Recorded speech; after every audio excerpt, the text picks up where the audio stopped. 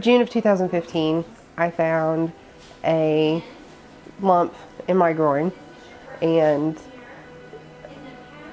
tried a couple rounds of antibiotics because my doctor thought it was just an irritated lymph node. And when the antibiotics didn't work, they sent me to a general surgeon. General surgeon thought it was something to be worried about, so they took it out. And when they did, that's when they discovered that I had Hodgkin's lymphoma.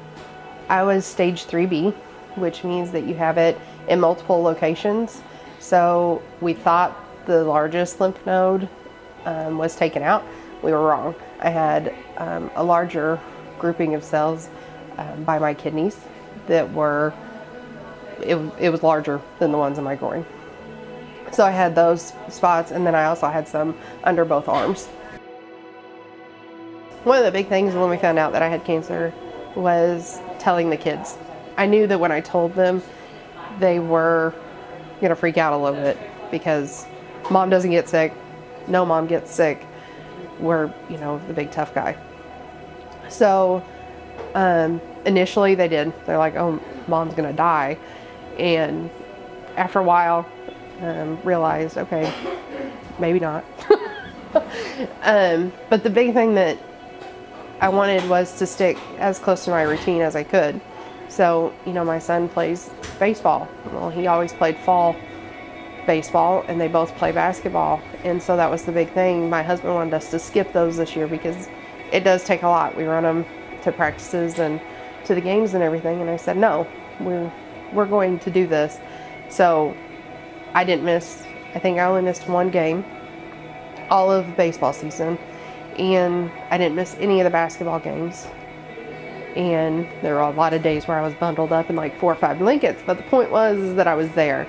And that was one of the things that helped me get through this, because I was still a normal, everyday person. Everybody treats cancer patients like they're somebody different as soon as they're diagnosed. Like the minute somebody finds out you have cancer, it's like the soft white gloves come out and they have to handle you like a precious little egg or something, and that's not the case. You're still the same person, and you just want to be treated like you would every other day of the week, because I just wanted to be as normal as I could be through this whole process. Yes, I was an employee at St. Francis when this all started, and we had already been through what was the Team One campaign for that year. I was not a donor to that because I didn't understand what those funds were or what any of that meant. I didn't know where that would go. Now I do. I understand. And, I was lucky. I had a great team. But there's a lot of these patients that don't have that. There was a younger guy that was on the same treatment program that I was on. He never had anybody with him.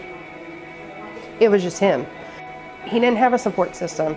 I had my husband and my mom and my cheer squad. I had those things. There's a lot of these patients that don't. And when you think about the cancer bags that we give out, those are things that I was fortunate to have for myself, but there's a lot of them that don't. And you freeze when you're going through these treatments. You're so cold when they start pumping those drugs through you. So that blanket, that's heartfelt. That's better than the hospital blanket that just came out of the warmer. Don't get me wrong, those warm blankets are nice. But that nice, cozy, soft feeling blanket that you have that you wouldn't have otherwise had, that's a comfort.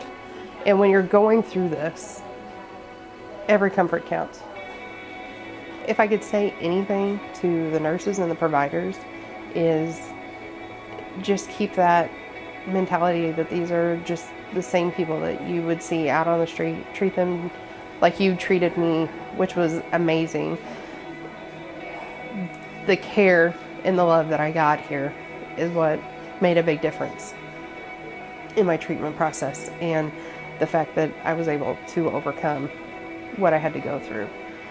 That came from all of the colleagues here at St. Francis, and not just the nurses and providers. If it hadn't been for the pharmacy staff that,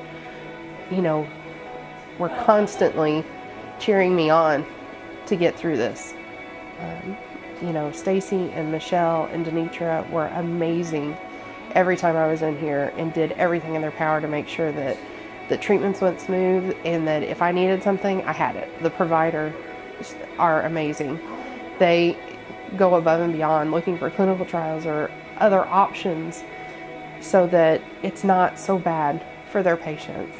And they get just as excited when their patients beat this as the patients do. Just the smile. Just acknowledging that, yeah, it sucks. There's no negating that, but we can get through that day. You can get through that treatment. You can get through the scan or, the radiation appointment. You can do all of that. And they're there and they're going to make it happen.